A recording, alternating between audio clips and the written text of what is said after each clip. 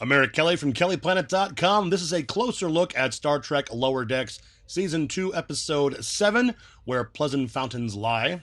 I was going to point this out in the last episode, but I will now since they keep doing it. These last few titles were meta-references. Where Pleasant Fountains Lie is from Shakespeare. The Spy Among Us is a song. An Embarrassment of Riches is a book. And We'll Always Have Paris is from Casablanca, etc., etc. And that is from The King and I.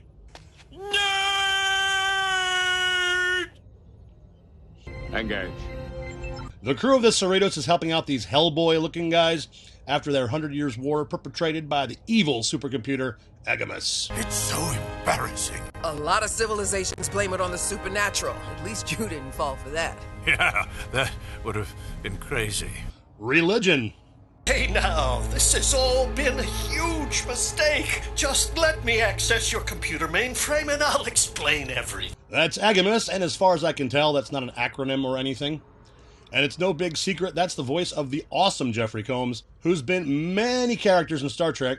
Wayuns 4, 5, 6, 7, and 8. Brunt, Tehran, Kevin Mulcahy, all from Deep Space Nine. Penk from Voyager, and Shran and Krem from Enterprise. The Cerritos gets hailed by Queen Paulana of Hesperia, who turns out to be Chief Engineer Billup's mom. And we're being hailed. On screen. Queen Paulana, to what do we owe this pleasure? Again. We're having a spot of engine trouble here on the Monaveen. My royal engineers can't seem to suss up the hiccup. If anybody cares, Monaveen is a luxury fashion brand from London.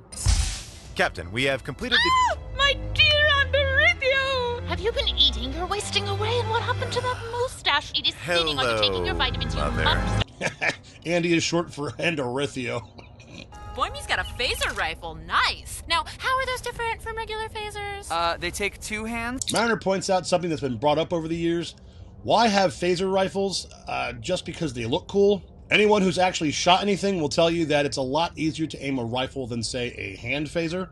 Not to mention the larger size would allow for higher capacities and output. So that's why.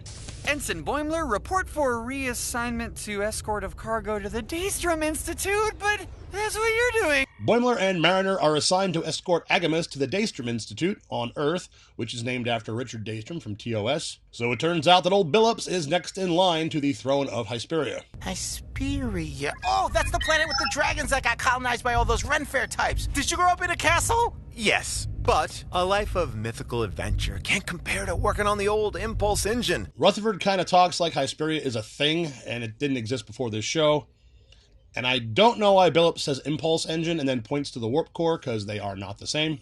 The only lady I love is 2 decks tall and pumped full of dilithium. Okay. Writers have been making this mistake since the original series and probably in every series since, so I'm going to give a quick rundown on how these warp cores work. The energy is derived from the combination of matter and antimatter, namely deuterium, which is a real thing. It's an isotope of hydrogen. That's the fuel. The reaction is controlled with dilithium crystals, which are not a real thing. They are like the carbon rods in a nuclear reactor, sort of. The point is that the lithium is not the fuel and never was. The whole reason the Queen is here is to get Billups to become king, using the excuse of getting him to fix her ship's engines. So Rutherford's job is to help Billups with the engines, and Tendi, well, we don't know what Tendi's doing yet.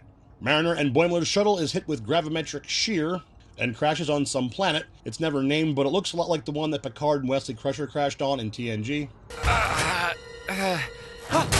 Mariner! I'm okay. It's just a fracture. Oh, crap, it's the evil computer. We're not supposed to interact with it. Hey! Before you close that, consider. Dang it. I can contact help! Oh, come on, friends! Help me help you! Agamus offers to help get them rescued, but he is evil, so that probably won't work out so well. Good thing the replicator's still intact. Computer, iced tea, splash of lemonade, cold. Black licorice, dry. Great, the least nutritious food that tastes the most like poison.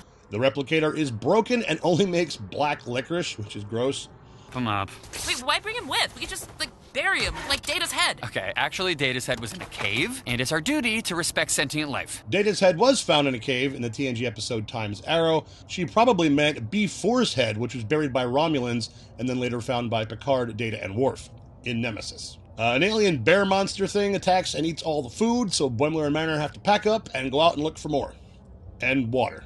Mariner and Boimler find some alien fruit, but it tastes like black licorice too. It tastes like black licorice too? Are you Still gross. So the engines get fixed, and Billups heads to the Cerritos, leaving Rutherford behind to finish up. But today, I might have finally earned her respect.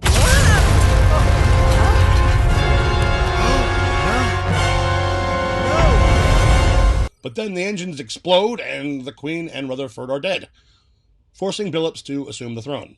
Ah, there's Tendi, and she just finds out that Rutherford is dead.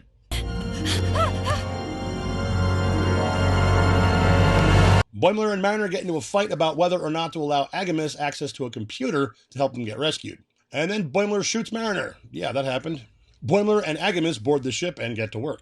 It's finally time for Tendi to do something, and realizes Rutherford's implant is detected on the Monaveen. You sure this thing can still fly? Seems pretty beat up. Yes, I can bring it online. I just need access. Okay, I'll sub you in as the navigation controls. There is a lot of back and forth in this episode. Turns out no one is dead. They're having a celebration feast because Billups got tricked into being king. Agamus reigns! With this ship's materials, I will produce a whole fleet of murder drones! You fool! You trusted me! Nah, I used you. What? Boimler tricked Agamus and used his battery to power the distress beacon. I've been using your power cell to send a distress signal. You were too busy scheming to notice. You've been boimed. And never gave him access to anything but the lights. Good job, Boimler. You dare mock Agamus? I shall blind you! Billups finds out the truth and tells his mom he is staying with Starfleet. I want to be a Starfleet officer like you. Just drop me off at the academy. I can be the next 7 of 9. Agamus of 1. 7 of 9 from Voyager. And Picard. Agamus ends up in evil computer jail. I thought there might be like a nomad in here or something. That one has a Klingon insignia, and that's the CPS logo. I don't recognize anything else. If I had to pick on this episode, and I mentioned it earlier, it's the amount of back and forth. That's just an editing thing. But I feel like they could have stayed in one place for longer than a few seconds. There are 2 plot points that I deliberately left out. The first one was just for pacing, and that was Boimler was supposed to be on this dangerous mission, and Mariner had him reassigned to do Agamus duty with her because she thought he just wasn't ready, and he proves her wrong. The other was this thing about Billups and royal copulation. This is just my opinion, but it wasn't necessary. Kind of like the mating Mugado scene I left out in that video. It's great having Jeffrey Combs back in Star Trek. I'm a big fan of his. I'm also a horror movie guy, and he was in 1999's House on Haunted Hill, Fear.com, the Reanimator movies, and just a whole ton of other stuff in that genre. Just going to throw this in at the end here because my friend Dusty from Arkansas is visiting. She got to see this before everybody else. Pointed out, and I sort of noticed this but didn't think to put it in the video, about how Agamus is very much like Hal from 2001. Yeah, from 2001: A Space Odyssey. Very good. Thanks, Dusty. You're welcome. That was Star Trek Lower Decks, Season 2, Episode 7, Where Pleasant Fountains Lie. I'm Eric Kelly from kellyplanet.com. Live long and prosper.